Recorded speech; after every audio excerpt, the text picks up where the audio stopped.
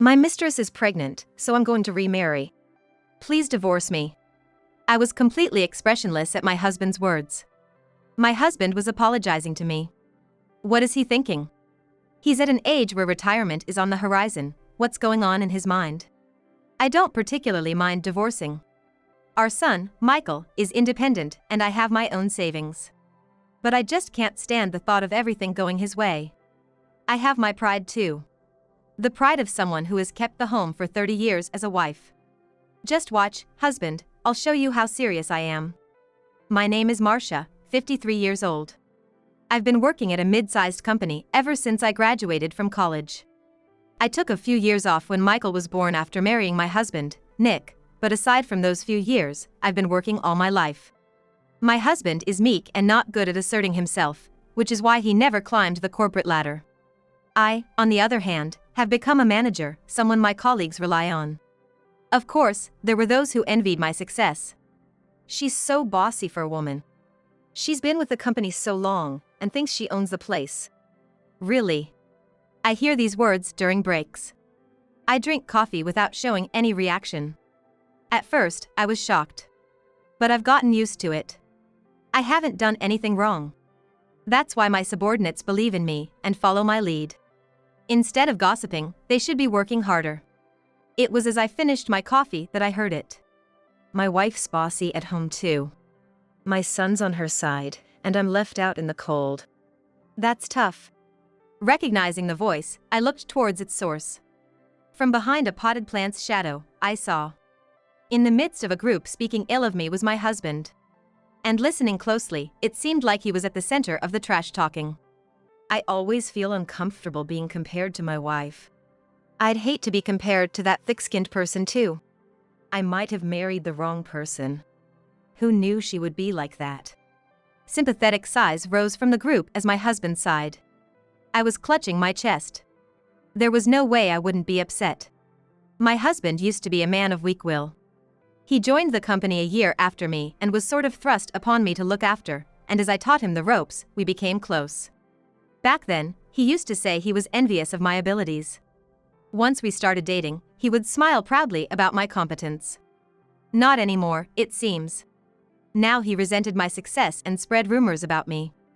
Since then, I started observing my husband's behavior at work more closely. He was always someone who preferred to avoid making waves.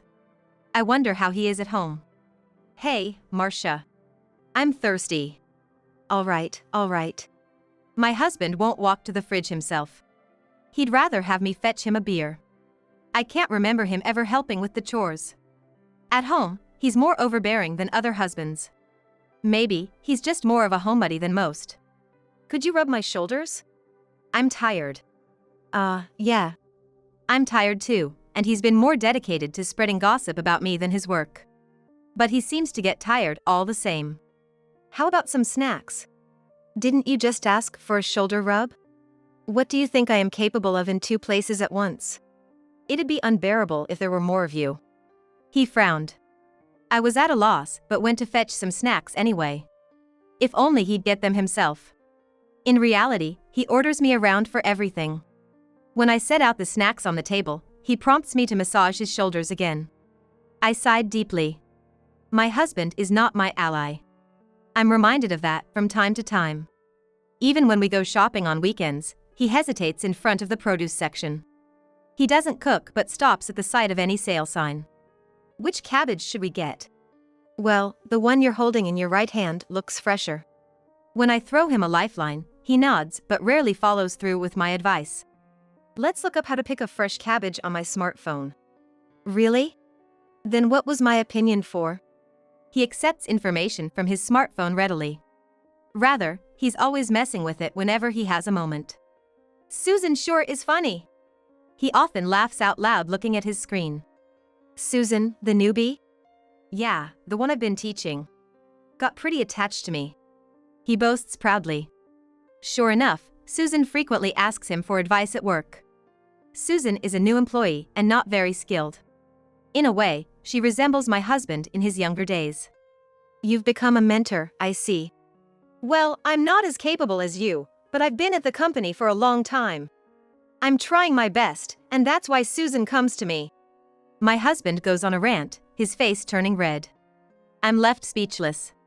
He seems to take my words as criticism, although I had no intention of hurting him. Sorry. Maybe I was a bit harsh. Your words always sting. Seemingly emboldened by alcohol, he becomes bitterly verbose. Susan's kind, you know. She appreciates and encourages me more than anyone. Quite unlike you. You seem quite fond of Susan. I married the wrong person. He suddenly raised his voice. It was so loud it seemed to fill the room.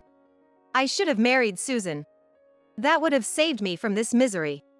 Susan's quite young, isn't she? My husband is already 55, nearing retirement age. Even if he were single, it's unlikely Susan would see him in a romantic light. That's what I thought. But then, my mistress is pregnant, so I'm gonna remarry. Please give me a divorce. I was stunned by his words. My husband was apologizing to me. The words mistress and the image of my timid husband oddly clashed in my mind.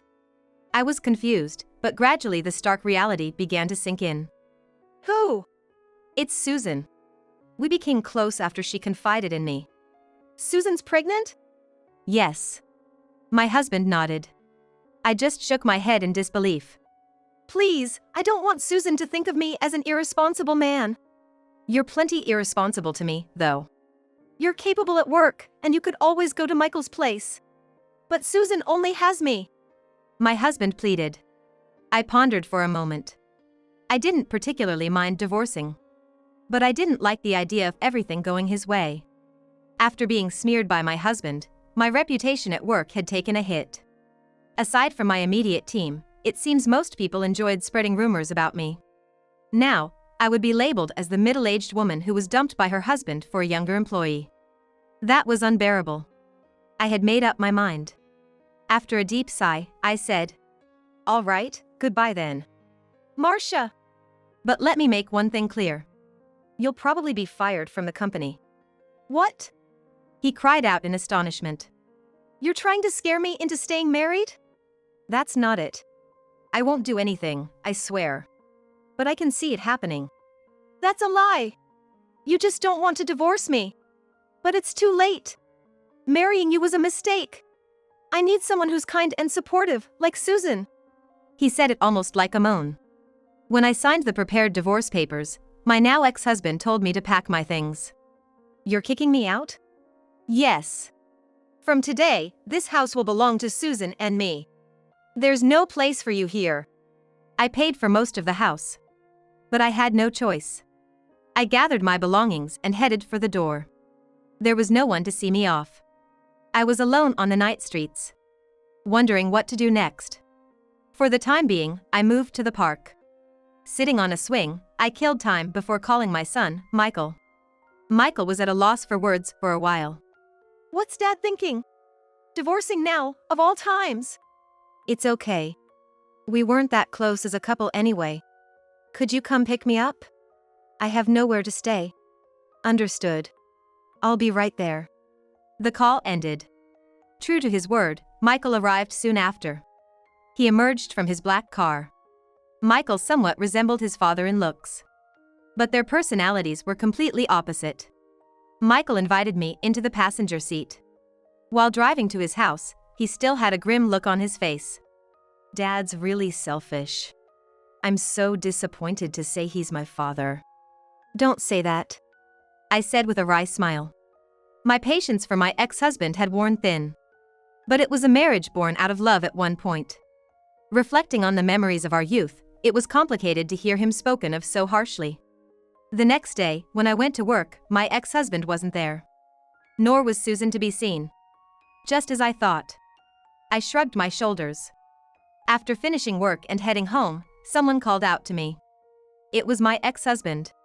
Marcia, what have you done? But I haven't done anything. I was fed up. My ex-husband seemed to be convinced that I had orchestrated some scheme. But that's a complete misunderstanding.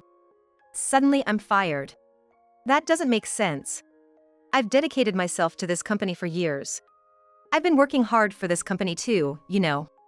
That's something everyone who works here would think, not just something for my ex-husband to be proud of. It's not just me. Susan's been let go too. My brother must have done it. Brother! My ex-husband's eyes widened. They must have met several times before, but he seemed oblivious. I crossed my arms and said, "My brother is the president of this company. The predecessor was our father." "What?" He staggered. I watched silently, as surprise and fear appeared on his face. "You're part of the president's family?" "Yes. But I wanted to be a normal housewife, so I kept quiet about it. I didn't want to be fussed over just because I'm part of the president's family. I wanted to succeed on my own merit. As a result, I ended up being both admired and the subject of constant gossip. Yet the source of that gossip, my ex-husband, said with a trembling voice. "But you've climbed the ladder." "On my own strength. And if I had used my family's influence, you could have advanced too." He seemed at a loss for words. My brother is a strict man and he had always assessed my ex-husband, his brother-in-law, based on his actual abilities. And he had said, more than once, that if it weren't for the family connection, he'd have wanted to get rid of someone as useless as my ex-husband. And now, it seems that has become a reality. "I warned you, didn't I? If we divorced, you'd be out of a job." "But still, to think. The president is my wife's brother, that's just absurd." "Ex-wife, that is." I corrected him and started walking away. But my ex-husband followed persistently. "Can't you talk to your brother for me? Susan and I are out of jobs, and at this rate." "That's not possible." I kept walking without stopping. "I've made a promise not to interfere with the company's management." "But can't you just—" "No." "Why don't you talk to my brother directly?" "There's no way I could do that." He looked scared, his gaze darting away as he left. A week has passed since then. For now, I'm staying at Michael's place, but I plan to find an apartment and live on my own soon. "You know you're welcome to stay here, Mom." "That won't do. It wouldn't be fair to your wife." I shook my head. Michael is married, and his wife has just had a baby. I can't impose on them for long. Right after I left Michael's house, my smartphone rang. It was my ex-husband. Again. I frowned. It had been like this all morning. He had been calling me non-stop. The call count, 39 times. Finally, worn down, I answered. My ex-husband's voice was almost frantic. On the verge of tears. "Marcia, you have to help me. I can't find a job." "That's not my problem." "But it is. Your brother seems to have spoken to other company bigwigs about Susan and me, and now I'm turned away everywhere I go." His voice was trembling. His breathing ragged. "There's nothing I can say."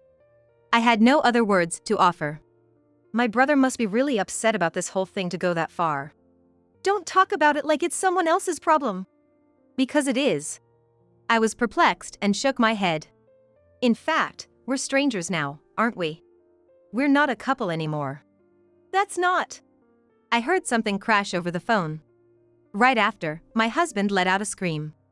It seemed like he had stumbled and hit the furniture. A woman's shrill scream could be heard as well. I assumed it was Susan. From my ex-husband's descriptions, I had imagined her as a kind and dedicated woman, but the voice I heard seemed sharp and short-tempered. Susan appeared to be panicking and getting frustrated with the situation not going her way. I could hear my ex-husband trying to calm Susan down. "Susan, it's okay.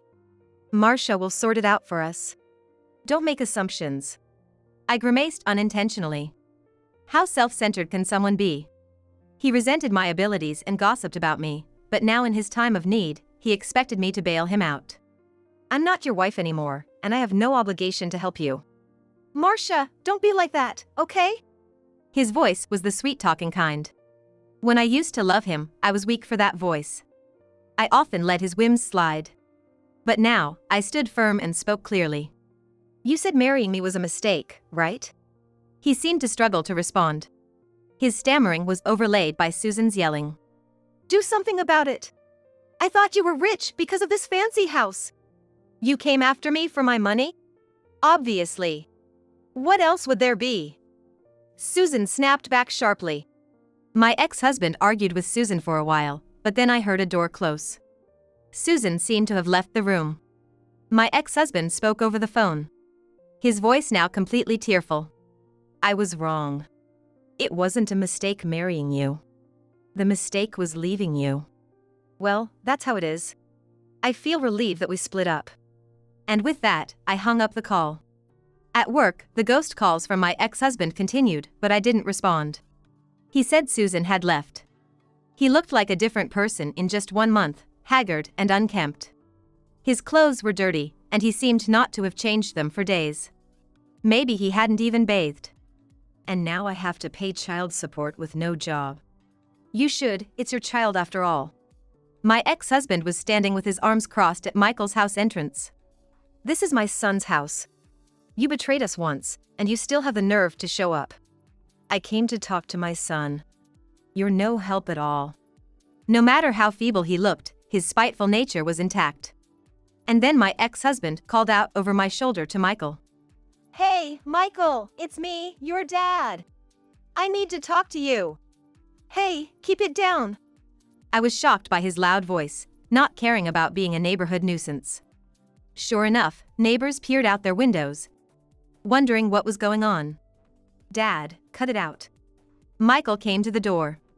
I tried to stop him, but he was visibly upset. I've got something to say to Dad, too. This is perfect. Saying so, he faced his father. My clueless ex-husband's expression brightened. Michael. What is it, Dad? Michael stood protectively between me and my ex-husband. You're going to have a new sister or brother soon. Huh? Michael's reaction was totally reasonable. The idea of having a sibling as old as his own child was just bizarre. But my ex-husband, oblivious to this, went on. I need money for the baby to be born safely, but I'm out of work right now, see? Could you lend me some? I'll pay you back, of course. Get real. Michael dismissed him outright. My ex-husband recoiled a few steps. Michael continued in a stern voice and expression. Dad, please don't disappoint me any further. I don't want a brother or sister, and even if one is made, I won't acknowledge them. Isn't it just a child you made with your mistress? They have nothing to do with us, our family. Don't say things like that. I was wrong, I admit it. But the child isn't to blame, right? Just go home. I couldn't help but raise my voice. How much longer do I have to listen to his selfish claims? I can't let Michael be troubled by this. You have no relationship with us anymore. Please, just leave, Nick. I said it in a businesslike tone. There couldn't be a clearer rejection. My ex-husband groaned and held his head. This isn't how it was supposed to be. He continued to visit the house reluctantly. In the end, we consulted with the police about my ex-husband. The officers responded promptly, and my ex-husband was finally recognized as a stalker. He was now barred from approaching his former family in any capacity. It's a lie, right? I can't get in touch with Susan, and I don't know what to do next. With the source of the gossip gone, the whispers about me also began to fade. I plan to become someone about whom no bad word can be heard. By the way, Marcia. What? One day, I was called into the president's office. My brother, sitting in the chair, looked a bit troubled. I don't have a son to take over for me. I had thought of your husband for the role, but with him, that's not going to work. And we're divorced now, too. I shrugged my shoulders. My brother leaned forward slightly, looking me in the eye. How about it? Marcia, would you consider taking over after me? Me? I was flustered. Certainly, there was an age difference between my brother and me. I was in my 50s, but my brother was nearing 70. But I've promised not to interfere with company management. Yes, until today you've kept that promise well. I trust your integrity, and that's why I want to entrust the future to you. Please let me think about it, I asked. He said he wouldn't force me, which I appreciated. I left the president's office. Meanwhile, I continued looking for an apartment. But in the end, I decided to continue living with Michael and his wife. It was Michael's wife who offered this. I really appreciate having you at home. Really? I was surprised by her unexpected words. Michael's wife continued gently, as if explaining. By myself, I just can't keep up with the childcare and household chores, and your help has been a lifesaver. Exactly. Michael joined the conversation. I help out when I'm home, But I just can't match the years of experience you have, Mom. You know exactly what to do around the house. Michael, you too. I was overwhelmed with happiness. Living with my son and his wife was also a source of comfort for me. I could feel my heart, which had been trampled by my ex-husband, slowly healing. Are you both really okay with this? Of course. We look forward to continuing this, Mom. Michael and his wife both smiled welcomingly at me. While working, I shared household duties with Michael's wife. They never forget to express their gratitude for even the small things. Hey, meatloaf today? My favorite. Thanks for remembering, Mom. I learned some cooking tips from you, Marcia. Your time-saving techniques are really something. Thank you. It's nothing. I blushed with modesty as we ate dinner. Afterward, it was time to play with my granddaughter. This was my favorite time. My granddaughter, resembling her father, evoked a sense of nostalgia in me. While enjoying the unique scent of baby milk, I lifted her up. She laughed innocently. She laughs a lot. She's like Michael when he was little. Really? Yes. I squinted with nostalgia, and Michael's wife laughed. That's surprising. Michael frowned. Mom, please stop. It's embarrassing. What's wrong with that? We're family, after all. I said it with a heart full of contentment. What a warm thing to say out loud. Michael and his wife looked at each other happily. The baby seemed sleepy and began to close her eyes. I am happy now. And one more thing. By the way, I have something I want you two to hear. What is it? Next year, I'm going to take over from my brother. Life will probably get busier, but also more fulfilling. I smiled at the thought of the future.